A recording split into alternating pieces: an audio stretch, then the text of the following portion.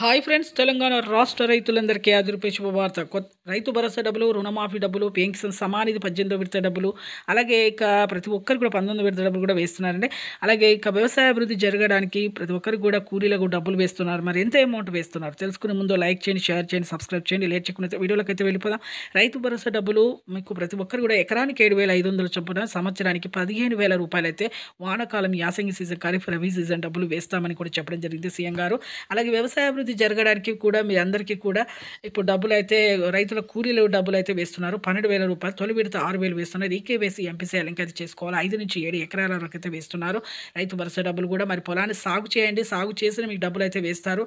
అలాగే ఇక ప్రతి ఒక్కరికి కూడా మీకు 10 నుంచి 20 ఎకరాలు కూడా వేస్తామనేసి ఎన్నికల మేనిఫెస్టోలో చెప్పిన విధంగా కూడా చేస్తామని కూడా చెప్పడం జరిగింది.